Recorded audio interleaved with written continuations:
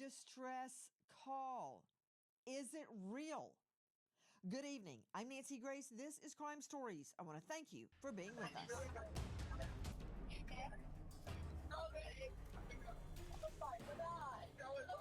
Everyone in the background is saying, "Is he dead? Nolan, wake the f up." Claiming they're sinking and calling for help. And yet, in the background, are we really hearing all of this other activity? Nobody has ever, none of the kids on this boat have ever admitted that anybody said that they thought Nolan was dead.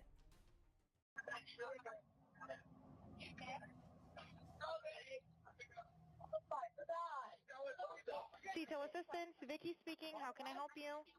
Hey, we're at the west tip of Horn, and our bilge pump stopped working. We're sinking. Can y'all please come? We have a membership.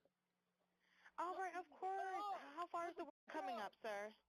Can you give me a description? Ankles? What'd Hello? you say? Hey, Yes, how far is the water coming up, sir? it's coming up. We're just sinking. I don't know. Like we're going down now. All right, well, let's get you going. Membership number or phone number listed on the account, sir. I don't know the phone number. It's either. I think it's. Try that. All right. I know we have a membership, like guaranteed. I don't All have right, the tag unless on you here. have a It got ripped membership off. number or anything, it's okay. I'll get you over to the captain. What's the best phone number to reach you at? Reach me at. You are hearing the audio distress call from the boat. That is the boat on which Nolan Wells went to Horn Island.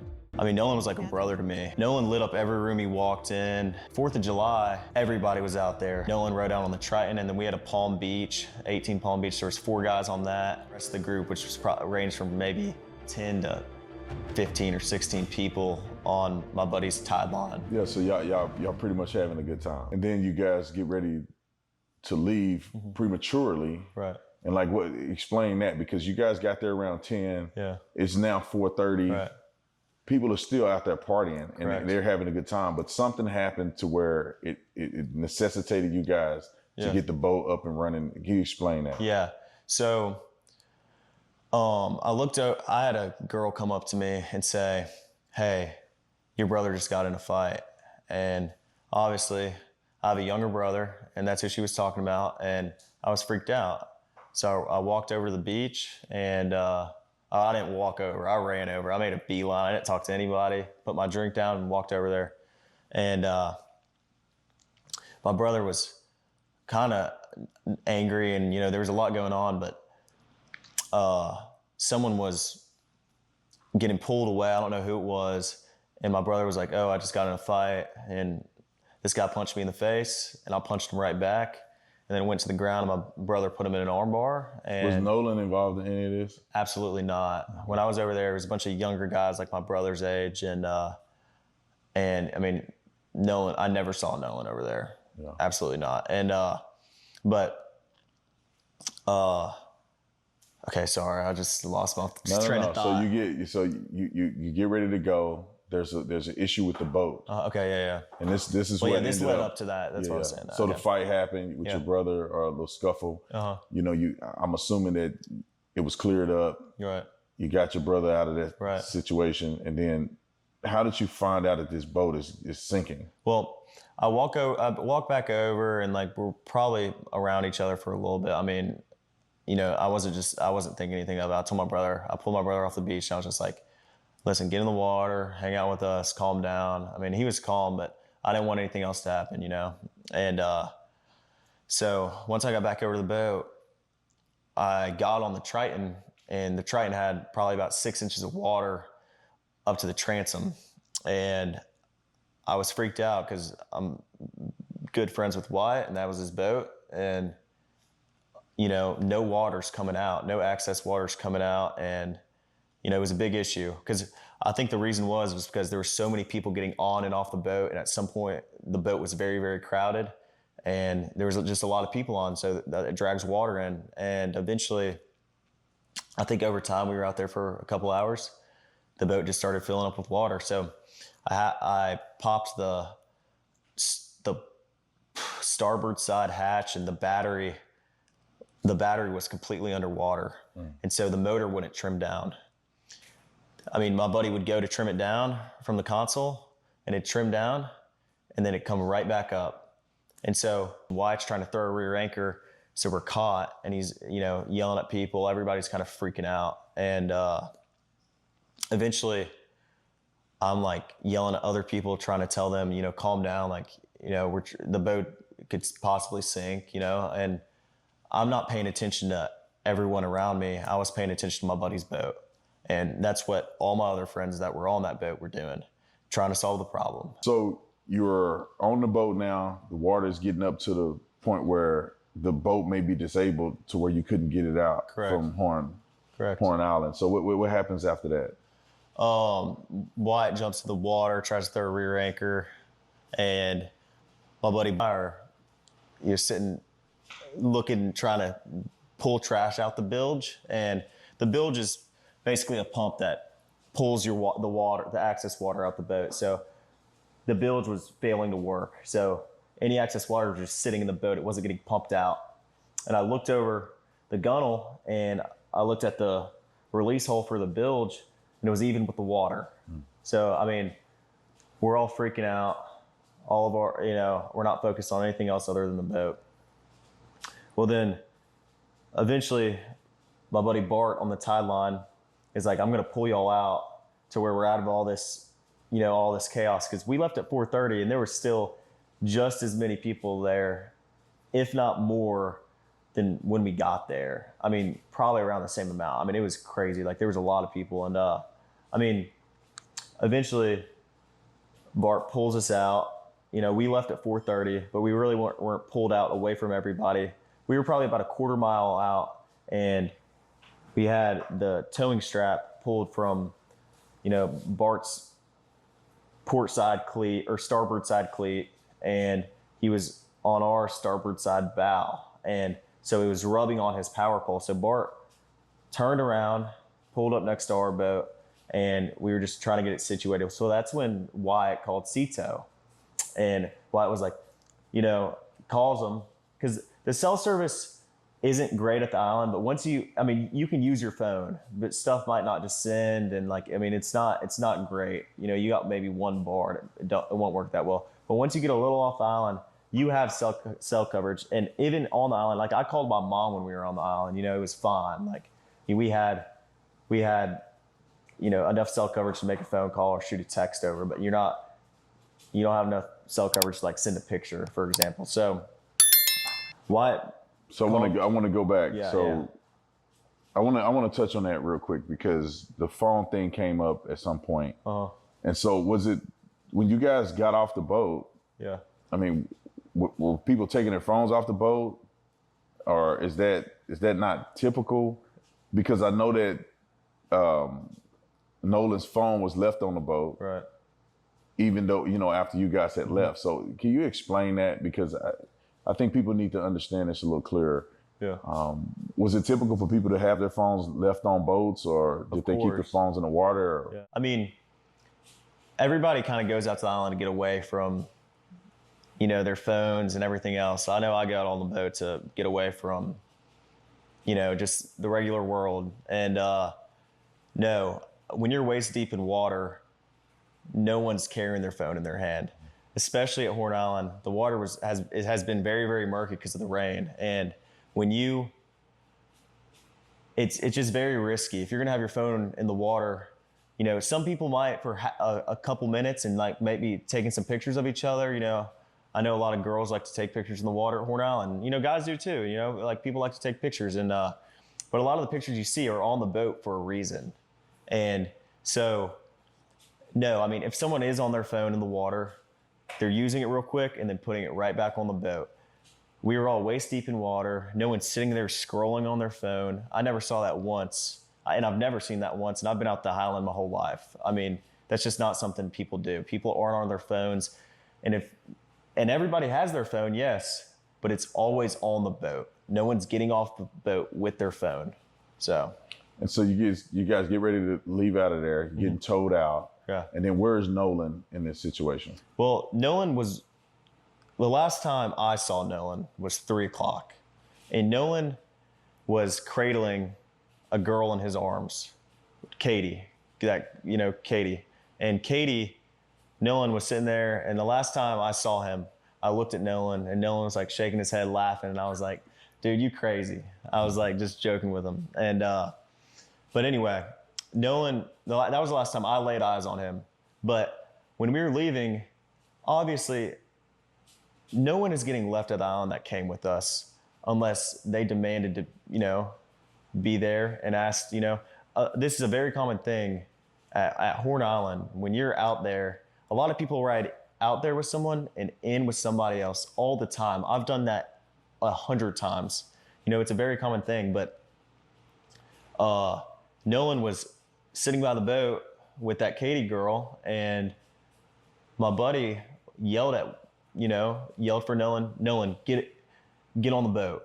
We're leaving. The boat's having issues. And no, he didn't say that, but he was panicking. Nolan, get the F on the boat. Get on the boat. And Nolan said, no, I'm staying out here. I'm going to ride in with somebody else. And it's not uncommon to hear, but it's not like my buddy asked him one time. My buddy asked Nolan multiple times to get on the boat. Nolan, get on the boat. Get on the boat. We're leaving. If you're coming, you got to come now. And Nolan made a decision to stay out on the island. For in the afternoon, a bilge pump fails, and a boat starts taking on water off the coast of a barrier island nobody can reach except by private boat. A phone call goes out. We're sinking. Can y'all please come? That call gets a boat towed home safe. But the 18-year-old who was supposed to be on it never makes it back. 2 days later, his body is pulled from the same water near that same island. Now, months later, one of the friends who was actually there that day has broken his silence, on the record, in his own words, and a forensic pathologist hired by the family has come back with a finding nobody expected. Not drowning, not homicide, undetermined. This is the story of Nolan Wells, and this is everything that's changed. Before we get into any of that, we need you to do one thing for us. We've noticed something in our numbers that honestly says a lot. This channel has more people watching than people subscribed, which means most of you finding this video are finding us cold, one case at a time, and then leaving without sticking around for the next update. So if this case matters to you, if Nolan matters to you, take 2 seconds and join the community by hitting subscribe. It costs you nothing, and it means you never miss the next piece of this story the moment it breaks. Thank you. Now let's get into it. Before Nolan Wells was a name attached to a hashtag, before he was a face on a missing person flyer, before any of the words drowning, autopsy, or undetermined ever touched his story, he was just a kid from Ocean Springs, Mississippi, who cooked salmon for his parents a night before a holiday weekend. That detail matters more than it sounds like it should. Picture it. A Friday night before the 4th of July. Most 18-year-olds are out with friends, already gone, already thinking about the next few days of freedom. Nolan spent that evening in his own kitchen, cooking dinner for his mother and father. Christine Wansley, his mother, has talked about that night more than almost any other detail in this entire case. Not because it was dramatic, but because it was ordinary. It was just her son, doing something small and generous, the way he always did. Nolan graduated from Ocean Springs High School. He wasn't just passing to the football program there.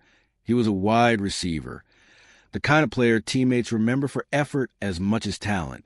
By the summer of 2026, he'd moved on to Southwest Mississippi Community College, where he continued playing football and was working toward a future that, by every account from people who knew him, had real shape to it.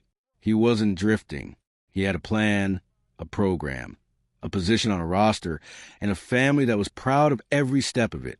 Friends describe him with the kind of language that gets repeated so often in these cases that it starts to sound like a script until you notice how many different people independently keep landing on the same words. Energetic, big-hearted, somebody who never met a stranger, the kind of person who lit up a room just by walking into it. One friend put it simply, Nolan was like a brother to him.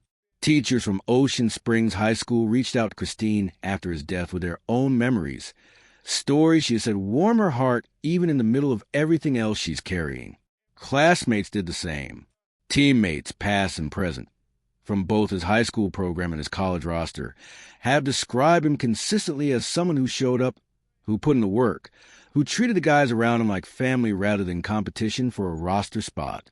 That kind of consistency across dozens of separate, unconnected people, teachers, coaches, teammates, childhood friends, is worth noticing.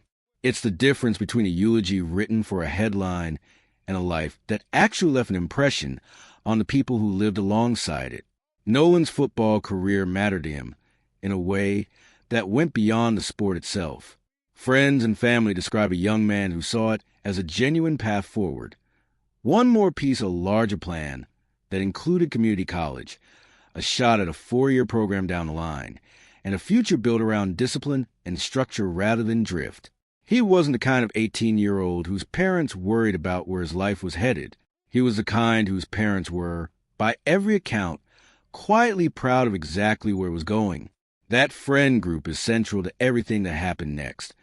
So it's worth understanding who they were before the 4th of July ever started. This wasn't a handful of casual acquaintances. It was a genuine, long-running friend group from the Mississippi Gulf Coast. Kids who had grown up around water, around boats, around Horn Island specifically. For people who don't know the Gulf Coast, Horn Island is a barrier island roughly 10 miles off the Mississippi shoreline, part of the Gulf Islands National Seashore. Federal land. Reachable only by private boat. No buildings out there. No stores. No lifeguards. Just sand, surf. And on a holiday like the 4th of July, hundreds of boats and thousands of people crowding around the same stretch of shoreline. For this group, that wasn't unusual or risky feeling. It was tradition. Multiple people who were out there that day have said the same thing since. Going out to Horn Island for the 4th of July is something they've done for years. It's common to ride out with one group and ride back with another, because so many boats and so many friends converge in the same place at the same time. That single detail, ordinary as it sounds, becomes one of the most important pieces of context in this entire case, because it is the explanation his friends have consistently given for why Nolan wasn't with them when they left.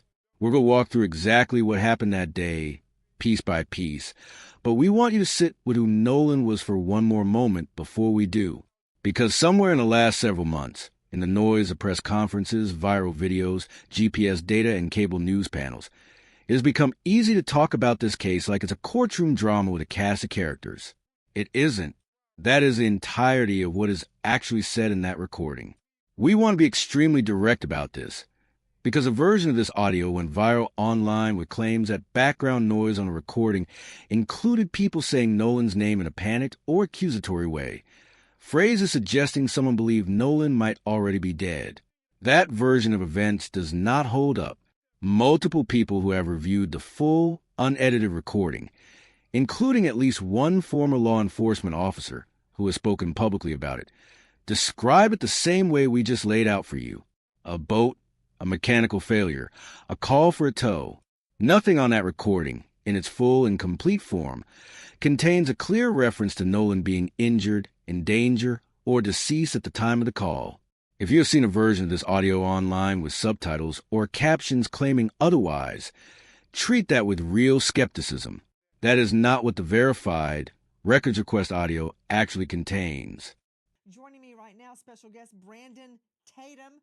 He is a former police officer with Tucson PD, and he is the star of The Officer Tatum on YouTube. He has interviewed Nolan's friends. Now, we're about to bring on two experts, each one taking a different viewpoint on that call. But, Officer Tatum, thank you for being with us tonight. No matter what you say, just know you're going to get hate mail. Doesn't matter what you say. If the angel Gabriel came down right now and spoke on this case, he would get hate mail. That said, what do you make of that audio, officer? Well, Nancy, thank you so much for having me on. If you put the audio within context, it is an impossibility unless these people are prophesying that somehow they're saying Nolan's name or projecting that Nolan is somehow injured, hurt, or killed, because we have witnesses that have come out. When I interviewed Warren a lot of those kids that I talked to already alluded to this way before the audio came out, that they were gone. And people had already saw Nolan after they had left. The young lady, Katie, that he was hanging out with, I saw a text message from her alluding to the fact that she never saw him get on that boat at all. We have video of the boat that we shared on our social media page, and it shows all the occupants on the boat, and Nolan was not there. And so if a person thinks that they've heard something on the audio, they have to compare it with context. Maybe they said, "Is it dead?" talking about items that could potentially have died or damaged on the boat, given the fact that they were sinking. So I think people need to put this in context and reevaluate what they're listening to on the video, because if you are going to make a staunch stance in the wrong direction, in my opinion, by saying they're obviously talking about Nolan, it is incredibly impossible. One more thing, real quick, that when you look at where they were at when they made the phone call and their GPS coordinates, it literally put them on the island. And we know, and not on the physical island, but really close proximity to the island. And we know, because we have another video of Nolan being out there and also all the other boats surrounding him, that this would have had to happen very near to hundreds of people in hundreds of different boats. So somebody would have seen something if there was a dramatic commotion like this occurring on that boat. I hear what you're saying, Officer Brandon Tatum. That last part that you said, that there were hundreds of people around and they would have seen what happened, that part, I disagree with that. John Mobley joining us, veteran trial lawyer out of South Carolina. John, take off your defense hat one moment and let's address that statement. Do I have to say Tupac? That just comes off the top of my head. Crimes happen all the time in a crowded area and nobody sees anything. Either they say they didn't see anything, or they really didn't see anything, because it all blends in, right? It all blends in. I've had a little boy thrown off the third level of the Mall of America almost to his death. He did die and he was brought back to life. Nobody saw what happened. A guy threw him over. People were all over the mall. The food court was crowded. Nobody saw. I had like 2 witnesses.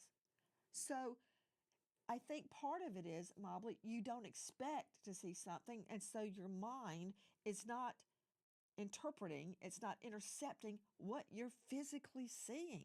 And again, we don't know what happened. We don't know why Nolan Wells has a red mark on the back of his occipital. We don't know. Was he hit? Did he fall? Then fall off a boat? It could have been any number of things. Some nefarious, some an accident, some negligent. My point is, just because there's a lot of people around, that does not guarantee you witnesses, Mobley. You know that better than anybody with all the cases you've tried. Well, Nancy, I got to call it like I see it. I think there are 2 things I want to say to address that. The first part, I would agree with you that yes, a lot of people can be around and they can notice something, and something can happen rather, and people not see it. However, I think the way that the human mind works, we would all agree, is we perceive things all the time. Okay, and we may perceive something that at the time we perceive it, it is not deemed significant. However, in this case, I do believe that if someone did see something that they didn't pay particular attention to involving Nolan Wells, once all of this has come out, the way the mind works is it'll trigger. It'll trigger what they saw before, because now it becomes significant. Okay, so I do agree that people can perceive things and not pay attention to them, but when something significant happens later, sort of like being robbed, you're not paying attention what everybody's wearing, but if that when somebody robs you and later on you have to recall what that person was wearing, what they looked like, you can recall it because it's important at that point. But at the time they perceived it, it was not important. So that's what I want to make sure I discuss. And I do want to address, you talk about the red mark on the back of his head. I mean, I think that is a red herring. That's something that everybody kind of latched onto because they're so desperate for any information that might be related to the cause of his death. But even the own pathologist that conducted the autopsy Put did not him dedicate. up. Mobley, are you a medical doctor? Yes, no. I know how to examine forensic evidence based on the countless homicides that I've Listening, tried. not hearing, yes, no. You're not a medical doctor. I'm a juris Are doctor. you a medical examiner? I am not. No. Put up the back diagram, the back of the head of Nolan Wells from the second autopsy right now. You know what? I give it to you, Mobley. You're a great trial lawyer. A medical examiner, you ain't. And I don't know why you're saying people are latching onto this, grabbing at straws. I'm looking right at it, man. Should I believe you or my lying eyes? I am looking at the second autopsy. And I have questioned multiple actual medical examiners, actual doctors that say that means something. Put him up again. In what world would the first medical examiner remove Nolan's throat if it did not have something probative about it, something that proves something? Did they remove his toe? No. His elbow? No. His eyeball? His nose? No. They took his throat. Do not tell me that a medical doctor, which you are not, took a throat out of this young man because it means nothing. And then, you know what? I can't even hear you. Straight out to Joe Scott Morgan joining us, professor of forensics, death investigator. That second doctor did not highlight that in red for nothing. That doctor is not grabbing at straws, as Mobley said. I don't know why he's saying that. No, you're right. He has purpose. We have purpose in everything that we do in the medical legal world. And so when you see this highlighted area, it's unique in the way he has diagrammed it here. He even demonstrates it that it has almost like margins to it, and that's what has left a big question for us, because it's not like it's diffuse all over the place where you've got these kind of spotty alignments. He's got a margin. It almost looks like a rectangle, doesn't it? Well, when we begin to see things like that, we think about patterns, and that's some of the questions that have yet to be answered. But what he does say in his relative to the second examination is that he did a multi-layered dissection. Now, this area had not been dissected by the ME's office in Mississippi. So what he's doing is he's going layer by layer. We're talking about the skin. We're talking about the subcu fat.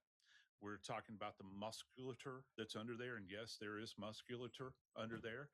And what his conclusion is, Nancy, is that there's significant decomposition at this point in time. So he cannot make a determination about these markings one way or another. He needs more information. And admittedly, in this second autopsy, he says this is pending investigation. And that's key here. Okay. Joe Scott Morgan.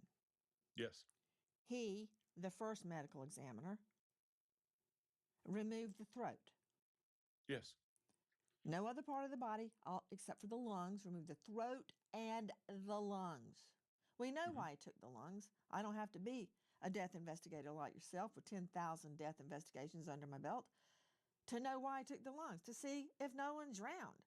But the fact that someone has lungs full of water does not tell me how they got in the water. Did he fall? Was he hit? Was he held under? Was it an accident? Did you see that video? Pull it up if you can, control room, of all those ships, all those boats out there. If he was between one of those boats, lost his footing, went under, got the riptide, no one may have noticed. All right? No one may have noticed. Look at all that. And there were apparently 300 or so people out there. This is just a tiny microcosm. It's July the 4th. Everybody's at Horn Island having a good time. So it could be any number of ways he landed under the water. But my point is, that's why they took the lungs. Why? The throat. Well, because the throat and the throat area, as you're referring to it as, it's actually the organs of the neck. We're talking about the larynx, the pharynx, our windpipe, essentially. and everything else that's connected therein. That's the conveyance to get into the lungs. So one of the things that what they're looking at here, Nancy, to put it very bluntly, is they're looking for any possibility that his breathing could have been compromised. Well, how is that compromised? Well, when you begin to think about, if you put your hand in the midline of your throat, right here, okay, you begin to think about the trachea, which is encompassed right here. Was it compromised in any way? Are there any focal areas of hemorrhage? Has it been crushed? You would go up into the neck. I suspect that the tongue was probably removed as well. You're going to look at the hyoid, which did not accompany the body, but all of this has been retained. There's nothing abnormal about the state retaining the organs of the neck. This happens very, very frequently in cases like this because they want to be able to go back and examine it. And also for the future, they either want to get a consult on it or it has evidentiary probative value here moving forward with any kind of case in the future. According to GPS data later obtained by news outlets from the Mississippi Department of Marine Resources, the boat that made this call did not actually leave Horn Island until 4:31 that afternoon. That timing matters. And we're going to come back to it because there's a real and still unresolved question about the gap between when that distress call went out and when the boat's GPS shows it actually departing the island. Somewhere in that window, according to the friend's account given to Officer Tatum's channel, his friend driving the boat called out to Nolan directly. Not once, multiple times. "Nolan, get on the boat. We're leaving." According to this account, Nolan responded that he was staying behind, that he planned to catch a ride back to the mainland with someone else later. This friend has said publicly that this is not an unusual thing to do at Horn Island specifically, that with so many boats and so many people converging on the same stretch of shoreline for the holiday, it's common practice for people to ride out with one group and ride back with another.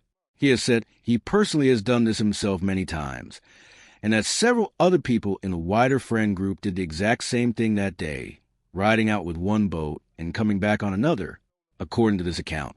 And according to a text message the friend says he has seen, Katie herself sent a message the following day describing the same sequence of events, that Nolan was sitting with her, that she heard the friends calling for him to get on the boat, and that she witnessed him decide not to. The boat left the island at 4:31 p.m., according to the GPS data. Nolan was not on it. Before we go any further, we need to pause here, because this is exactly the kind of moment where this channel does things differently than most of the coverage you've probably already seen. We are not going to tell you that this friend's account is a full and complete truth of what happened on that island. We are also not going to tell you it's a lie. What we're going to do, all the way through this video, is separate what has actually been confirmed through official channels, verified documents, and GPS data from what is being relayed to you secondhand through a friend's account, a family member's account, or an attorney's characterization of a witness statement. Those are different categories of information, and in a case like this one, that difference matters enormously. We'll flag it every single time. For the rest of that afternoon, according to the boat's GPS data, the vessel traveled from Horn Island back toward the mainland, arrived at its original departure dock, then continued into an area called Fort Bayou before eventually returning to a boat launch and, later that evening, being moved by land, presumably towed by a vehicle, back to the residence of the boat's owner. Meanwhile, back on land, hours were passing without word from Nolan, according to the friend's account. And according to statement from Nolan's mother, concerns started to build as the evening wore on. This friend has said that by nighttime, he made a decision to call the Coast Guard directly. In his own words, given to Officer Tatum's channel, he described his reasoning plainly.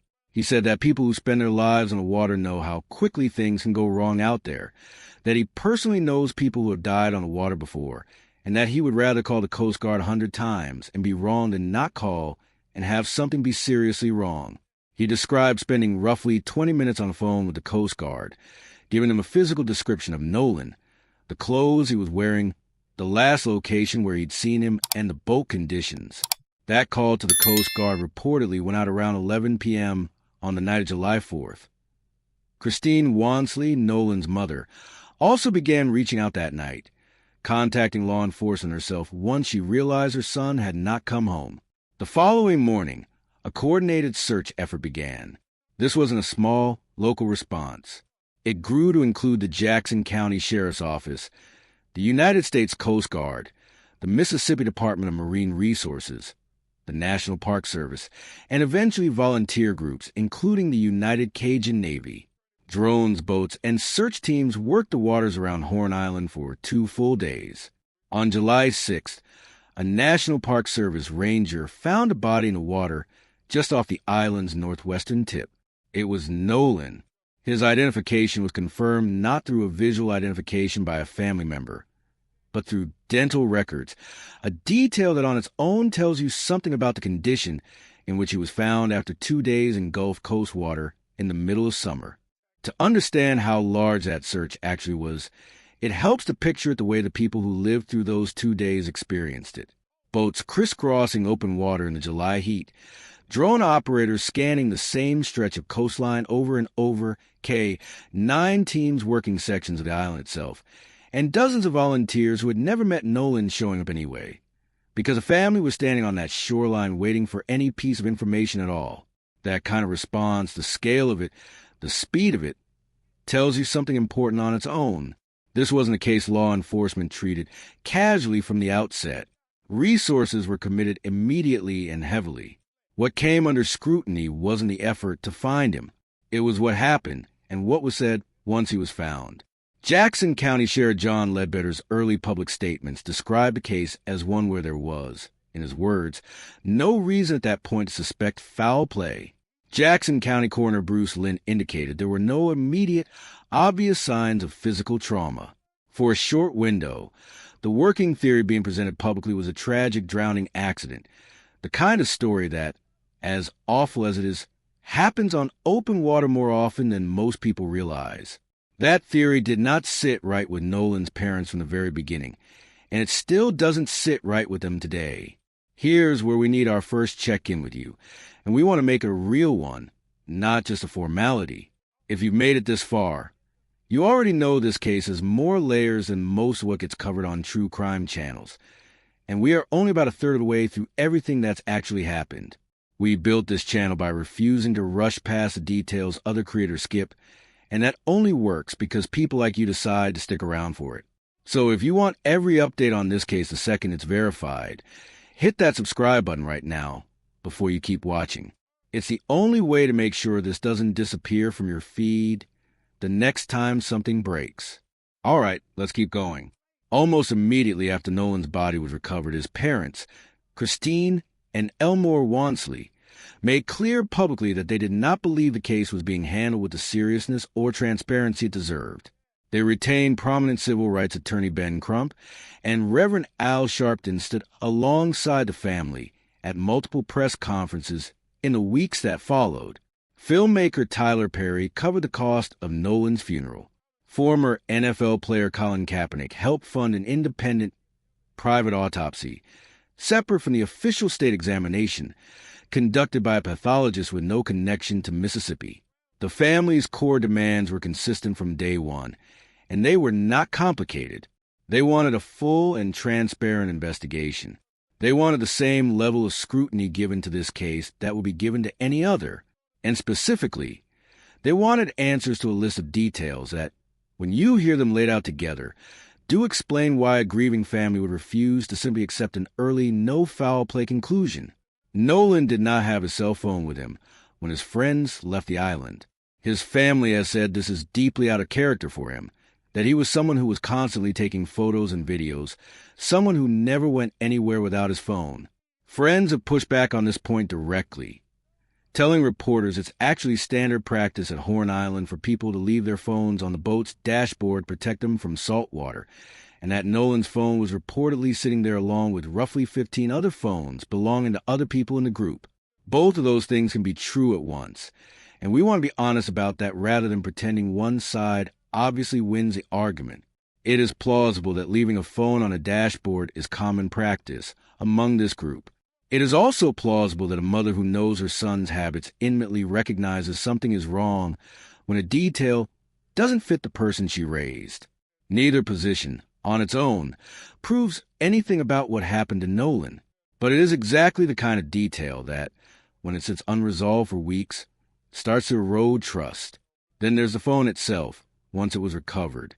Christine Wansley has said that she used the Life 360 tracking app to locate her son's phone, which she found at one of his friends' homes. Once she and her sister went through it, focusing on Snapchat specifically, she says they found the account essentially wiped, no saved photos or videos from July 4th, despite the fact that Snapchat content typically remains accessible within a standard window before it expires. She has said this is unusual for Nolan, someone who documented gatherings constantly. That allegation, we want to be clear, has not been independently verified by any outside forensic examination as of this recording. It is an account from the family, based on what they say they personally observed on a device. What does it mean that Nolan Wells was found floating face down and fully clothed? I'm a forensic scientist and a former CSI. There is new information about how Nolan Wells' body was recovered. One of the people who was involved in the recovery of his remains has gone on Nancy Grace and to a couple of other news outlets, and he was saying that Nolan was found face down and fully clothed. Fully clothed, I don't totally understand, because in all of the pictures, Nolan was wearing only his swim trunks. It's not clear to me what he meant by fully clothed, if he meant he was fully clothed in his swim trunks or if he means that he put on a shirt. That is not clear to me. What I do want to talk about a little bit more in depth is this face down part, because I've seen a lot of confusion about what that means, that he was found floating face down. And essentially, it means nothing. It is very well documented in the literature that most bodies that are found from water are found floating face down. This is so common that it is called the drowning position. This is a position where the anterior aspect, that's the front of your body, faces the bottom of the body of water, and then your extremities, like your arms and legs and your head, will be pointed down towards the ground or the bottom of whatever body of water you're in. When a body is floating, sometimes they come totally to the surface, so their back is above the waterline. Sometimes they're just underneath the top of the water. This can be highly dependent on how decomposed the body is, because as is noted in that same article, putrefaction can cause the body to rise. So as putrefaction, decomposition progresses and gases are formed from the bacterial activity inside of your body, which is a natural process, the body will typically surface because it's more buoyant, unless it is entangled in something like, for example, sticks and leaves and logs and the other things that we see at the bottom of lakes and rivers and stuff like that. And in a situation like when you're in the Gulf of Mexico, which is where Nolan was, a strong current or a rough sea state can cause the remains to strike up against underground obstructions, for example, rocks, logs, etc. And that same rescuer who said he was found face down and fully clothed did note that there are very strong currents out there, and he called it a washing machine effect, where everything is getting swirled around. So this headline is not shocking to me, the fact that he was found face down. The fully clothed, I don't totally understand. I have not seen any information where this person clarified what they meant by fully clothed. If they meant he'd put a shirt on, or if he just means he was clothed normally in his swim trunks, which is what he was reported to be wearing that day. It may turn out to be accurate. It may turn out to have an innocent explanation. As of now, it remains an allegation, not a confirmed forensic finding. There's also the matter of Nolan's car keys, which his family says they had to retrieve themselves from a friend's driveway rather than have them returned directly, and a viral video that, for a period of time, became one of the most discussed pieces of evidence in the entire case. In the days after Nolan's body was recovered, a video began circulating that appeared to capture a heated argument on a boat near Horn Island. Attorney Ben Crump referenced this video publicly, including in an interview with ABC News, describing what he understood the audio to contain, a voice demanding, "Give me my freaking phone. What are you freaking doing?" For a period of time, this clip was treated online as damning evidence, proof that Nolan had been in some kind of physical altercation over his phone in his final hours. Here is what we now know, and this is important, because it is a textbook example of why this channel treats early viral claims with caution rather than certainty. The young man whose voice is actually on that recording came forward publicly.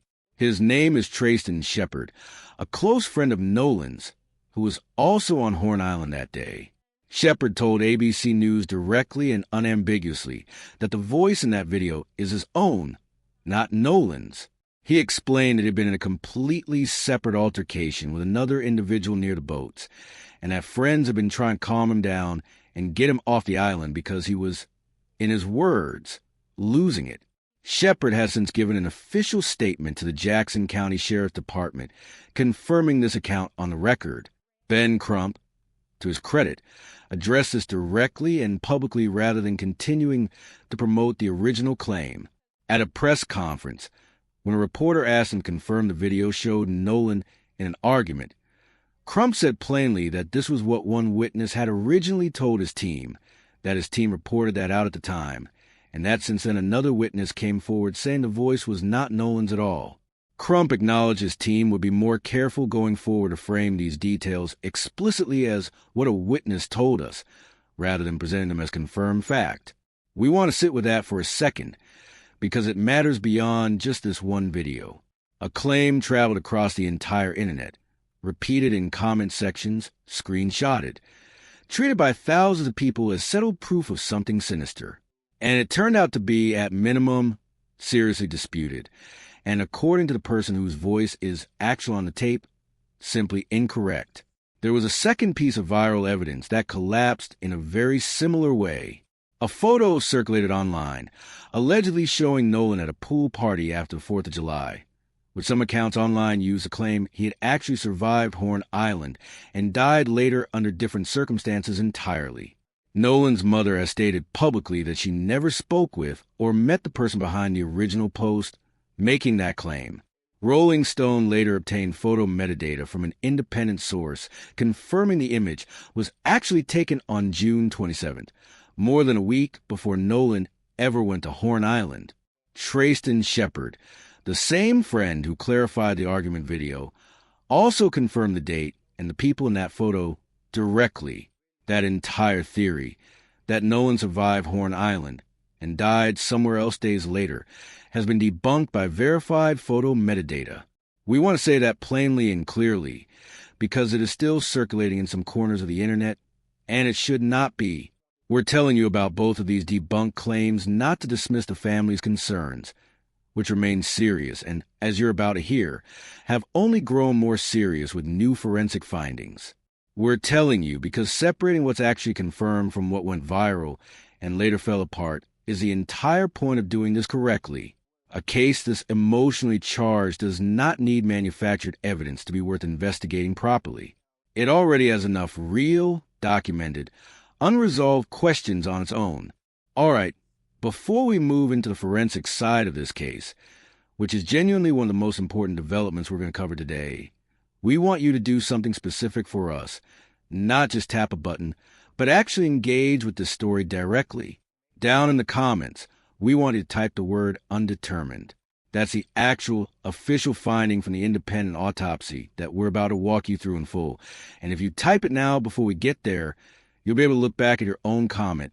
Once you understand exactly what that word means for this case and how much weight it's actually carrying, drop undetermined in the comments right now. We read every single one. Before we get to the autopsy findings, we need to walk through one more piece of documented evidence that has become central to this case, because it's the piece that turns this from a simple tragedy into a genuine open question. CBS News obtained GPS tracking data for the boat Nolan's friends were on, sourced from the Mississippi Department of Marine Resources through a records request. According to that data, the boat left its original dock at approximately 9:56 that morning and arrived at Horn Island at 11:14. According to friends' accounts, Nolan was last seen around 3 p.m. The distress call to Sea Tow, requesting a tow due to the failing bilge pump, appears to have gone out sometime in that window shortly before or around 4 p.m., but the GPS data shows the boat did not actually leave Horn Island until 4:31 p.m. That gap, roughly 30 minutes or more between a boat reportedly taking on water badly enough to call for emergency towing assistance and that same boat actually departing the island, is a detail that multiple people covering this case, including legal commentators, have flagged as significant. It does not, on its own, prove anything happened to Nolan in that window. Boats sink slowly sometimes. People take time to gather belongings, secure passengers, and coordinate a tow even after a distress call goes out. But it is a documented, verified discrepancy between the story of an immediate emergency departure and the actual recorded movement of the vessel, and it remains one of the unresolved threads investigators have been working through. From there, the GPS data shows the boat traveling to Fort Bayou around 5:52 p.m., before returning to a dock at 6:06, then heading to a boat launch at 7:19 p.m., after which it was transported overland, presumably towed by a vehicle, back to the boat owner's residence. Legal analysts who have reviewed this specific stretch of the timeline have pointed out that it represents a significant amount of time, several hours, between the point Nolan was last confirmed seen and the point that boat was finally parked back at its owner's property for the night. That gap of time is not, on its own, evidence of anything specific. People clean up after a long day on the water. Boats get moved between docks for entirely mundane reasons. But it is a window during which, if there was ever going to be an opportunity for a friend group's account of events to become more consistent with itself before anyone else asked questions, that opportunity existed. We're not asserting that happened. We're pointing out that the timeline itself leaves the door open to that possibility, and it's one more reason investigators have treated this stretch of hours with real scrutiny. Investigators have been working to reconcile that timeline against witness accounts, against the distress call audio, and against whatever can be recovered from digital records. As of this recording, that reconciliation is still ongoing and no official, final timeline has been released by the Jackson County Sheriff's Office or by the District Attorney's Office. For weeks, this case sat in a strange kind of limbo. 2 separate autopsies were underway, one conducted by the state of Mississippi and one conducted independently on the family's behalf, funded in part by Colin Kaepernick, performed by a pathologist with no ties to Mississippi and no connection to local law enforcement. That independent examination was led by Dr. Roger Mitchell. For a long stretch of this investigation, both sets of results remained pending. The state cited ongoing toxicology work. The family's team cited transportation delays getting Nolan's body to Washington, D.C. for the independent exam. Ben Crump publicly walked back an earlier expectation that preliminary results would arrive by a specific date, explaining that flight cancellations were affecting the transport process. Then Dr. Mitchell's independent findings were finally released, and they did not land the way most people following this case expected them to. The conclusion was not drowning. It was also not homicide. The official finding, according to the family's legal team, was that both the cause and manner of Nolan's death are undetermined. That word, undetermined, is doing an enormous amount of work in this case, and we want to make sure you actually understand what it means, because it does not mean what a lot of people online seem to think it means. It does not mean foul play has been confirmed. It also does not mean the drowning theory has been ruled out. It means that, given the evidence available to this particular examiner at this particular point in time, there was not enough conclusive information to state definitively how or why Nolan Wells died. According to the family's attorney, Dr. Mitchell's independent examination turned up something that had not previously been explained publicly, an area of discoloration on the back of Nolan's head, described as sitting deep enough to be beneath the skin's surface, something that, as of this recording, has not been given a clear, agreed-upon explanation by either side. But there is something else that is arguably even more significant to why this independent autopsy could not reach a firm conclusion, and it's a detail that deserves far more attention than it has gotten. According to reporting on the case, when Nolan's body arrived for the second independent autopsy, it did not include his lungs or his throat. We want to sit with that for a moment, because if you're trying to determine whether someone drowned, the lungs and the airway are 2 of the single most important pieces of tissue a forensic pathologist can examine. Without them, an independent examiner conducting a second look is working with a significantly incomplete picture, through no fault of their own. To help explain exactly why this matters and why undetermined is a genuinely reasonable, scientifically honest conclusion under these circumstances, we want to bring in the explanation given publicly by Dr. Judy Melinek, a board-certified forensic pathologist who reviewed this case and shared her professional context for what's actually involved in confirming a drowning.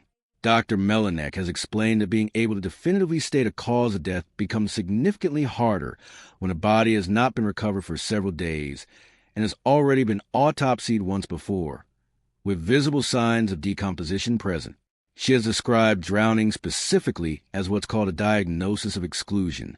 In practice, That means that when a body is recovered relatively soon after death and in relatively good condition, a pathologist looks first for any other possible cause of death, a gunshot wound, evidence of strangulation, blunt force trauma, a natural medical event like a heart attack, anything that might actually be the true cause, with the water simply being where the body ended up afterward rather than the actual mechanism of death. If someone is shot and their body ends up in water, the gunshot is the cause of death, not the water. If someone is strangled and their body is later found in water, strangulation is the cause of death, not drowning, even though the body did take on water. Only when none of those other explanations are present, and when there is direct physical evidence consistent with drowning itself, does a pathologist confidently list drowning as the actual cause of death. Identifying that kind of trauma or natural disease is, according to Dr. Melinek, relatively straightforward in a fresh, undecomposed body. It becomes significantly more difficult in a body that has already undergone meaningful decomposition, which is exactly the condition Nolan's body was in by the time the second independent autopsy was performed, for days after the first examination, even accounting for refrigeration in the intervening time. Put all that together, and you start to understand exactly why undetermined is not some kind of dodge or evasive non-answer. It is, according to an independent forensic expert with no stake in this case either way, a scientifically honest conclusion given the circumstances the second examiner was actually working with. A body already autopsied once, days of decomposition, and critically, missing organs that would normally be the single most direct way to confirm or rule out drowning as the actual mechanism of death. That last detail, the missing lungs and throat, is one this channel believes deserves far more scrutiny than has received publicly so far. Where those organs went, whether they were retained by the state medical examiner's office as part of standard procedure, lost in transit, or something else entirely, is a question that, as of this recording, has not been answered on the record by Mississippi state authorities. It's worth pointing out that this is not the first case where a family's independent autopsy has arrived at a conclusion meaningfully different from a state's initial public statement, and it will not be the last. Independent, family-funded examinations exist specifically because families have, in case after case across the country, found reason not to simply accept an initial finding at face value, particularly when that initial finding is delivered quickly before toxicology work is even complete. That doesn't mean state examiners are automatically wrong, and it doesn't mean independent examiners are automatically right. It means that when two credentialed professionals looking at the same body reach different levels of certainty, the honest response is to wait for both complete reports, compare them directly, and let the actual medical findings, not the order which they were announced, drive the public understanding of what happened. As of this recording, the complete state autopsy findings, including toxicology, have still not been made fully public, which means a direct, side-by-side comparison between the two examinations is not yet possible for anyone, including us. Before we move into the toxicology and misinformation angle, we want to check back in with all of you. This is exactly the kind of story where the algorithm actually works against families trying to get real answers out to public, because sensational, unverified claims spread faster than careful, source reporting like what we're doing right now. If you made it this far into this video, you already understand why that matters, and the best thing you can do to help correct that imbalance is simple. Subscribe to this channel, because it directly tells a platform that stories built on verified facts deserve to reach more people than stories built on rumors. It takes 2 seconds, and it makes a real difference for how far this reporting travels. Thank you for being here. Let's keep moving. One detail that has surfaced through Marine Patrol reporting is a description of Nolan's alcohol intake that day as heavy. We want to be precise about the status of this claim. It comes from an email connected to Marine Patrol reporting on the case, and it has not, as of this recording, been confirmed or contextualized by an official released toxicology report from either the state examination or the independent one. Toxicology results, in general, take longer to process than a standard autopsy because they require detailed laboratory analysis rather than a physical examination alone, and that has been true in this case as well. We want to be extremely clear about something here, because this detail has already been used online in ways that cross a line this channel will not cross with you. Even if toxicology results eventually confirm Nolan had alcohol in his system that day, that finding, on its own, would not explain how he ended up in the water, would not excuse or explain away any potential negligence or wrongdoing by anyone else present, and would not somehow make his death his fault in any way that matters legally or morally. If anything, it raises a different and equally serious question. Was Nolan, an 18-year-old, in a physical state that made supervision and care from the people around him more important? Not less. Multiple people who were present that day, including some old enough to legally purchase alcohol for a group of minors, would themselves face serious legal exposure if it were confirmed that alcohol was provided to underage individuals that afternoon. That is a separate legal question from Nolan's own choices. And conflating the two, treating a young man's death as somehow deserved or unremarkable because alcohol may have been involved, is exactly the kind of framing this channel refuses to participate in. As of this recording, we do not have a released official toxicology report from either autopsy. Until we do, any specific claim about exact blood alcohol content, timing, or combination with other substances should be treated as unconfirmed. It's also worth noting that toxicology reports, once released, typically answer a narrower question than people expect. They can confirm the presence and approximate concentration of a substance at the time samples were taken. They generally cannot, on their own, tell investigators exactly how impaired someone was at a specific moment hours earlier, or whether that impairment played any causal role in what happened next. That nuance tends to get lost the moment a toxicology number becomes a headline, and we want you walking into that eventual release with realistic expectations about what it can and can't actually prove. This case has not stayed contained to Jackson County, Mississippi. It has become a national conversation, and that conversation has grown increasingly heated, increasingly public, and increasingly difficult to separate from the underlying facts of what actually happened to Nolan. Mississippi Governor Tate Reeves has publicly pushed back on characterizations of the investigation given by attorney Ben Crump, at one point disputing Crump's account of events directly and sharply. Crump, for his part, has continued to publicly press for a full, transparent, unbiased investigation, and has repeatedly emphasized that his team's approach is shaped by what is described as the lived experience of black families in the American South, where he said certain people are, in his words, investigated differently depending on who they are. He has been careful, in more recent press conferences, to frame this as context for why his team is pushing so hard, rather than as an accusation against any specific individual investigator. There have also been claims circulating that a tip line related to this case was, at some point, routed to the office of a local judge rather than directly to the Jackson County Sheriff's Department. We want to flag this specifically as an unconfirmed claim. It has been repeated in commentary and opinion coverage of this case, but as of this recording, it has not been independently verified through an official statement from the Sheriff's Office, the District Attorney's Office, or a documented public records response. Treat it accordingly until it is. Separately, there have been claims made in commentary coverage regarding Mississippi's chief medical examiner and a pattern of prior rulings in other, unrelated cases involving black victims. We want to be direct with you about how we're handling this. These are serious allegations that, if true, would represent a significant systemic problem. They are also, as of this recording, allegations made in opinion-driven commentary rather than findings confirmed through an independent audit, formal complaint process, or official review. This channel is not in a position to confirm or deny a pattern across a medical examiner's broader body of work, and we are not going to present unverified claims about a specific named official's professional conduct as settled fact. If an official review or documented pattern is ever confirmed through a credible source process, we will bring you that update directly and clearly. We want to say something else plainly here, too, because it matters for how you evaluate everything else in this video.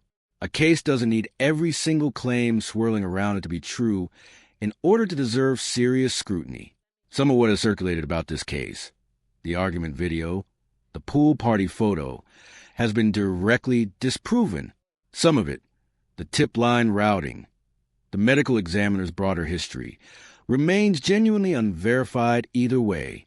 And some of it, the missing lungs and throat, the 30-minute GPS gap, the wiped Snapchat account, is documented, sourced, and still sitting there completely unexplained.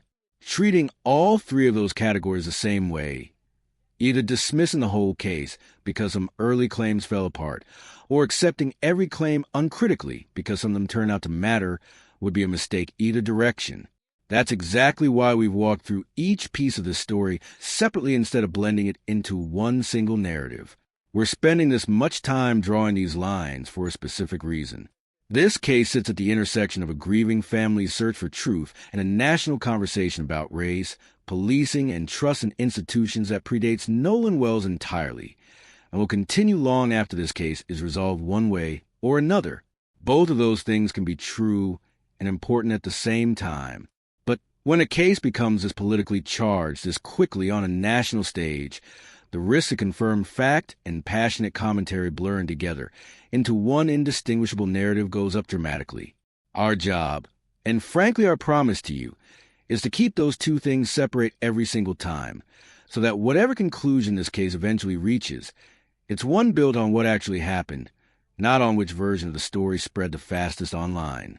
It's also worth acknowledging, honestly, why this case has resonated so widely beyond Jackson County in the first place. Commentators on multiple sides of the political spectrum have pointed to the same underlying pattern that shows up again and again in American true crime coverage. Certain missing persons cases receive immediate, saturating national attention within hours.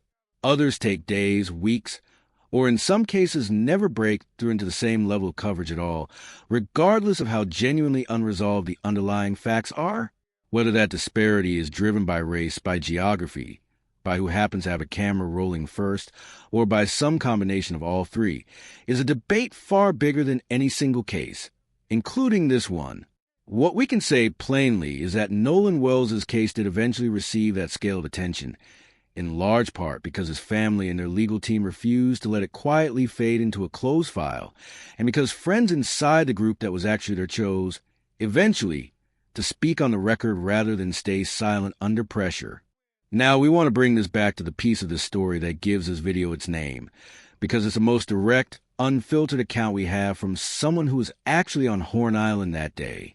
For months, one of the most consistent criticisms of this case, voiced by Nolan's family, by their attorneys, and by outside commentators, has been the near total silence from a friend group that was with Nolan that afternoon. People online, understandably, asked the same question over and over. If nothing wrong happened, why is nobody talking? That started to change when Trayson Shepard came forward to clarify the viral argument video, at real personal cost. He and others in his friend group have said they began receiving death threats after his name became attached to this case. And it changed further when another friend, the one whose account anchors much of what you just heard about the timeline, the girl named Katie, and the actual moment Nolan chose to stay behind, sat down for an on-the-record interview. In that interview, conducted for a YouTube channel run by former police officer Brandon Tatum, this friend laid out, in his own words, exactly what he says happened. Nolan was the last time he personally saw him, sitting with Katie around 3 p.m, laughing, seemingly enjoying himself. When the boat ran into mechanical trouble and the group needed to leave, he says his friend driving the boat called out to Nolan multiple times, not once, asking him to get on board because they were leaving. According to this account, Nolan responded that he was staying behind, that he intended to catch a ride back with someone else later, something this friend insists is genuinely common practice at Horn Island given how many boats and people converge there for the holiday. He also addressed directly why he personally didn't speak to police sooner. When asked whether investigators had reached out to him, he said, at the time of that interview, that they had not.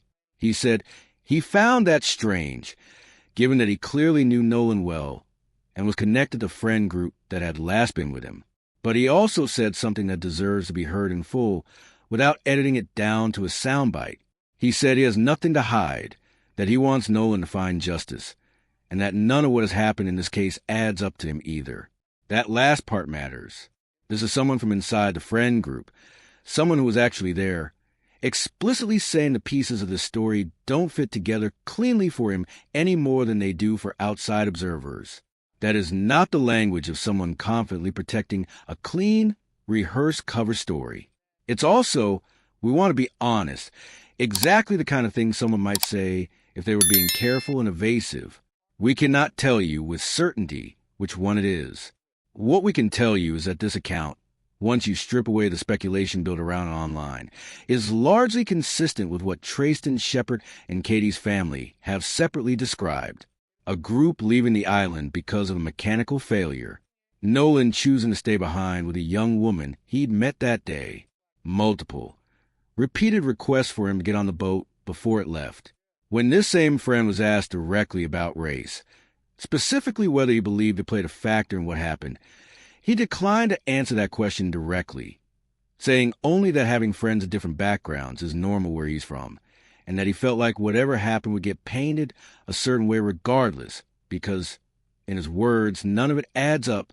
Here's the piece of this account that creates the most tension with everything else that's been reported, and it's worth being precise about it rather than smoothing it over.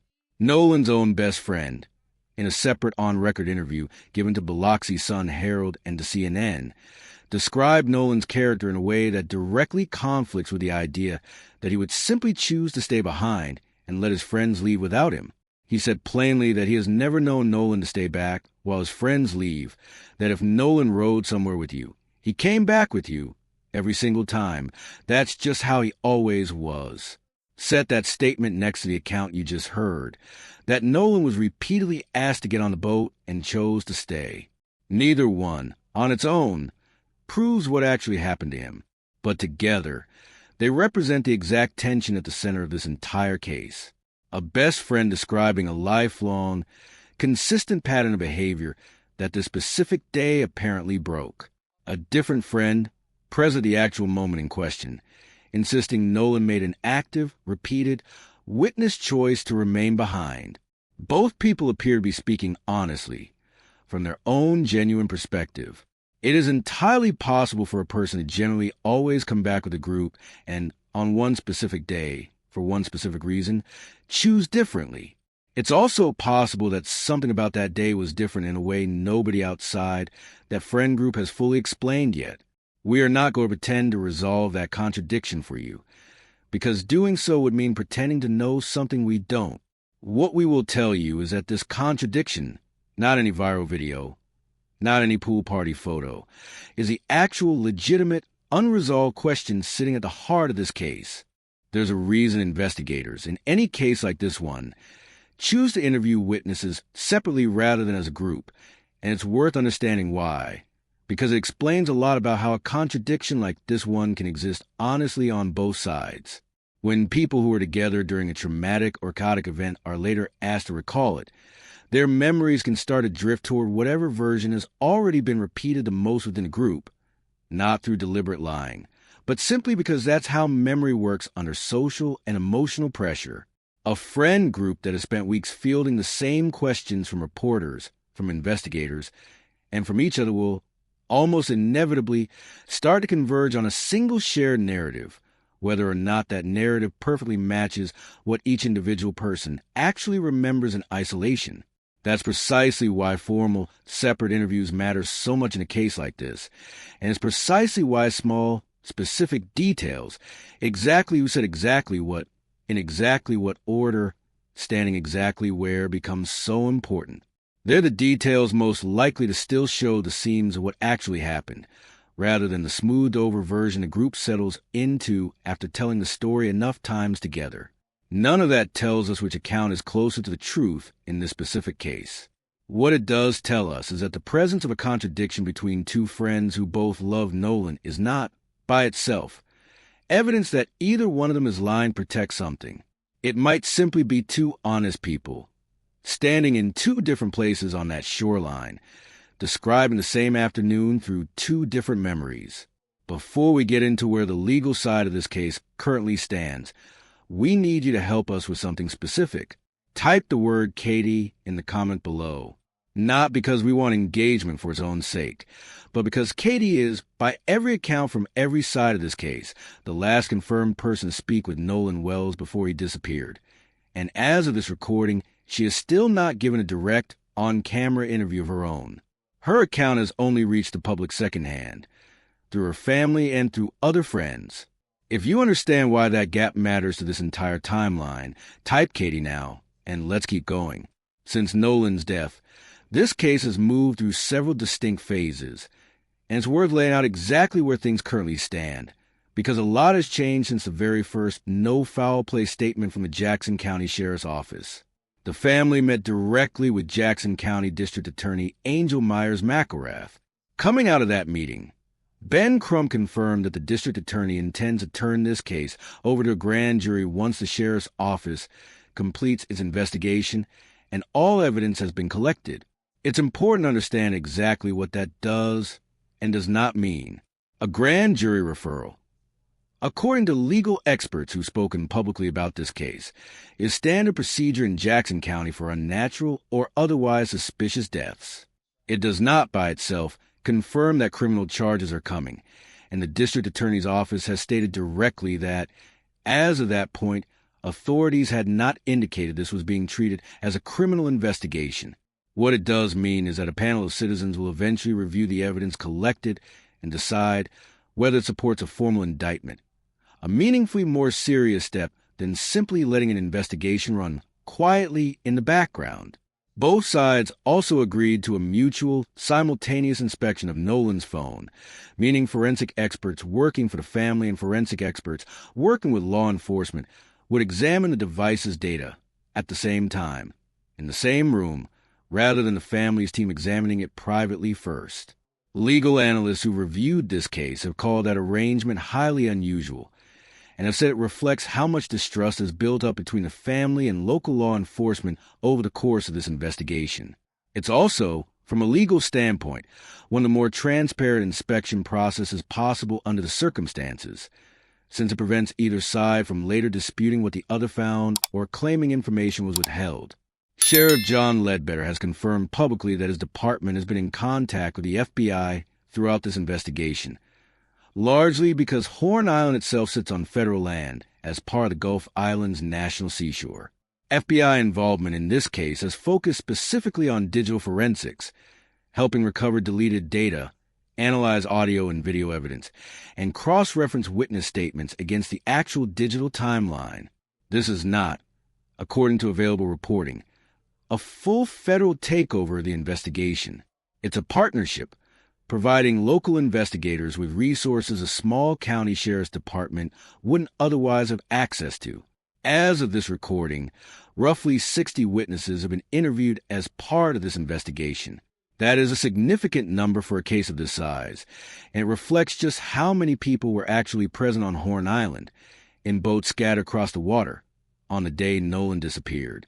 The independent legal team working alongside the family, led by attorney Eric Hertz and staff in part with former law enforcement officials and former federal agents, has reported receiving between 50 and 100 calls a day from people who were either on Horn Island that day or who know someone who was. According to Hertz, some of these callers have specifically told his team they are not comfortable speaking directly to local law enforcement, but are willing to speak to the family's independent investigators. The stated goal of that team is not to build a separate, competing case file, but to help connect those witnesses with official investigators, so that information doesn't simply disappear because someone was afraid to walk into a sheriff's office. Under Mississippi law, a victim's family is entitled to receive an official incident report within 72 hours of a death. As of the family's meeting with the district attorney, well past that legal window, they still had not received that report. Christine Wansley has said publicly that in the weeks following her son's death, the only direct contact she had from the sheriff's department for an extended stretch was a single text message, one that she herself had to initiate, simply asking for an update. It later came out that this wasn't necessarily a case of investigators ignoring the family outright.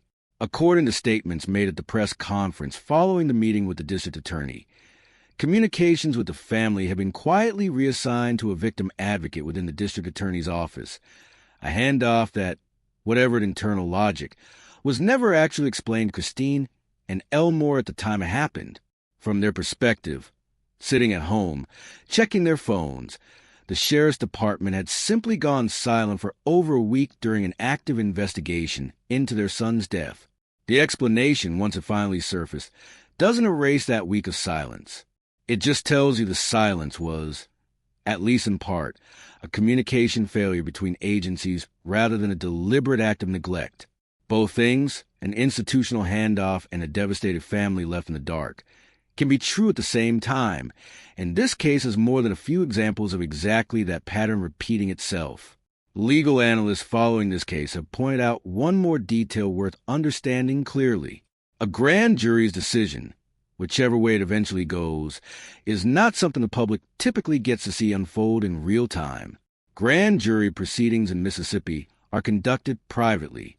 Defense attorneys aren't present. The family's own legal team, including Ben Crump, will not be in that room. Only a prosecutor presenting evidence to the panel and the panel itself, deciding whether probable cause exists for an indictment. If the grand jury ultimately declines to indict anyone, questions will almost certainly follow about exactly what evidence was or wasn't presented to them, and how thoroughly. If it does return an indictment, that alone would represent a significant, meaningful shift from where this case started, a sheriff's office initially indicating no reason to suspect foul play. Type the word Jackson in the comments if you're following this case specifically because of what it says about how Jackson County, and by extension similar small counties across the country, actually investigate deaths that occur on the water on federal land, involving young people from mixed friend groups. This case has become a stress test for exactly that process, in real time, in front of a national audience, and how it concludes will likely shape how the next case like it gets handled too. On July 20th, Nolan's family gathered at Centerpoint Church in Ocean Springs for his funeral. Visitation ran from 9 to 11 that morning, followed immediately by the service. Reverend Al Sharpton officiated at the family's request. Tyler Perry covered the entire cost of the funeral. Afterward, the family held what Christine specifically chose to call a celebration of life, rather than a traditional repast, at the Jackson County Fairgrounds. Christine explained her choice of language directly. She said Nolan would not want everyone sitting around crying in silence. He would want a celebration. So that's what she gave him. She also made a decision that's worth sitting with for a moment. She chose to let media cameras into that celebration, rather than keeping it entirely private. That is not the instinct of someone trying to hide something. It is, more plausibly, the instinct of a mother who has come to believe that the moment public attention fades from her son's case is the exact moment any accountability tied to his death becomes far less likely.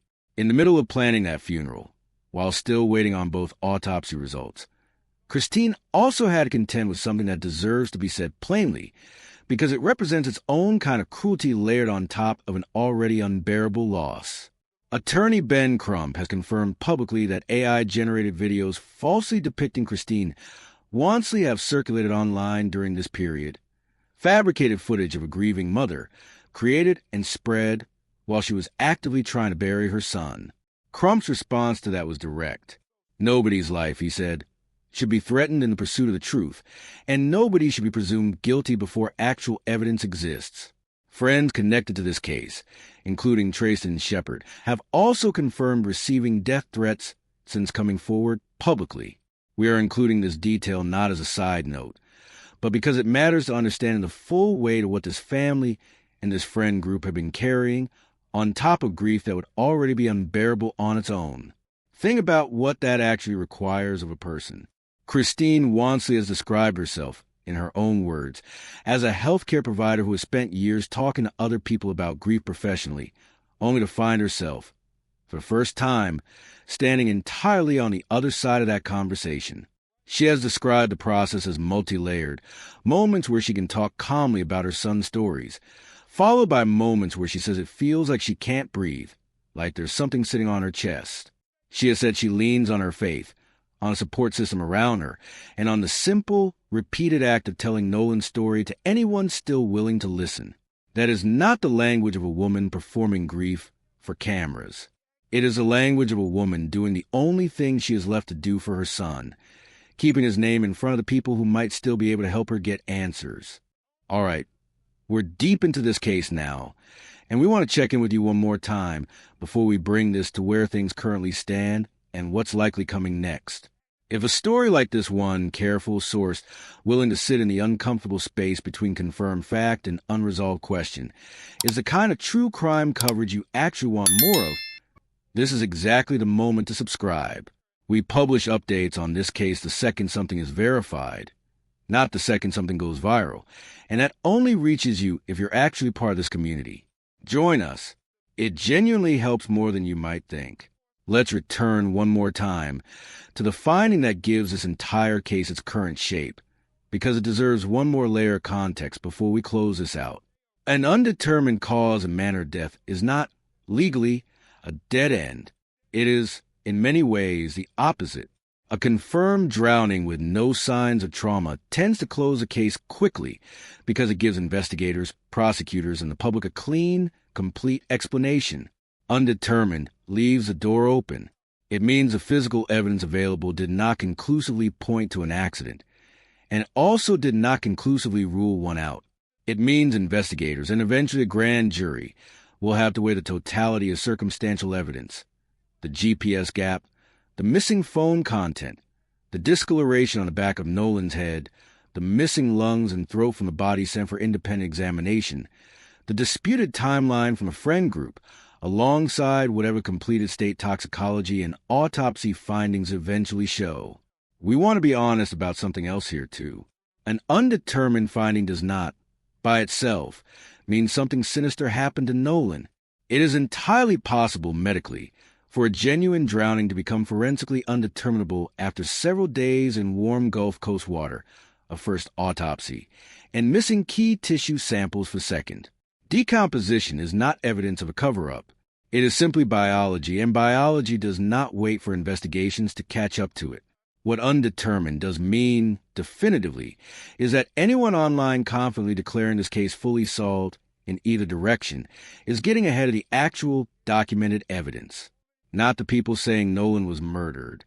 Not the people saying this is obviously nothing more than a tragic accident being exploited for attention. Both of those confident conclusions currently outrun what has actually been proven. It's worth remembering, too, that an undetermined finding from one examiner does not automatically remain the final word once the state's complete findings, including toxicology, are released. It's entirely possible for the state's report to include information the independent examiners simply didn't have access to, whether because of which tissue samples were available to each pathologist or because toxicology results arrived on a different timeline than the physical examination itself. A final, complete understanding of Nolan's cause and manner of death may ultimately depend on both reports being read together, side by side, rather than either one being treated as a single, standalone answer. As of this recording, that side-by-side comparison still hasn't happened publicly because the state's full findings have not yet been released. As of this recording, several major pieces of this case remain genuinely open. The complete state toxicology report has not been publicly released. Until it is, specific claims about exactly what was or wasn't in Nolan's system that day remain unconfirmed. The explanation for why Nolan's lungs and throat were not included with his body for the independent autopsy has not been publicly addressed by Mississippi state authorities. This, in our view, deserves significantly more attention and a direct, on-the-record answer. The mutual, simultaneous inspection of Nolan's phone, agreed by both the family's legal team and the district attorney's office, will determine exactly what digital evidence does or doesn't exist, and whether the alleged missing Snapchat content can be explained, recovered, or confirmed as deleted. The grand jury process, once the sheriff's office concludes its investigation, will determine whether the accumulated evidence, digital, forensic, and testimonial, supports any kind of formal indictment, and if so, on what specific charge. Legal experts following this case have been careful to note that a grand jury outcome here would not necessarily mean homicide. It could just as easily involve a far narrower charge tied specifically to evidence handling false statements to investigators, or obstruction, separate entirely from the question of how Nolan actually died. And Katie, the last person confirmed to have spoken directly with Nolan Wells, has still not given a direct first-person on-camera account her own. Everything attributed to her, so far, has come secondhand, through her family or through other friends in the group, until she speaks for herself, in her own words on the record. That gap in the story remains exactly that, a gap. There's also the question of the 30-minute window between the distress call and the boat's actual departure from Horn Island, a gap that, as of this recording, no one involved in this case, not the friends, not the sheriff's office, not the family's independent investigators, has offered a detailed, minute-by-minute account to explain. It's entirely possible that gap has a mundane explanation, gathering loose belongings, checking on other passengers, waiting for the tow to actually arrive and hook up to the boat. It's also possible it doesn't, until someone lays out exactly what happened during those 30 minutes, in detail on the record. This remains one of the more concrete, document-backed open questions in the entire case, sitting alongside the more emotionally charged ones. Finally, there's the question of what happens to the broader independent investigation attorney Eric Hertz has been running alongside the family's legal team once the criminal process, grand jury or otherwise, actually begins. 50 to 100 tips a day is an extraordinary volume of information for any team, family-funded or official, to process thoroughly. Whether all that information ultimately makes its way into the official investigative file, or whether some of it remains scattered across a parallel, private effort, could end up mattering enormously if this case does reach a courtroom someday. However this case ultimately resolves, whether a grand jury eventually returns an indictment, whether the toxicology results provide a clearer medical picture, whether Katie eventually speaks publicly and closes the biggest remaining gap in this timeline, one thing about this story is not going to change. Nolan Wells cooked dinner for his parents the night before he left for Horn Island. He was a wide receiver working toward a future in football.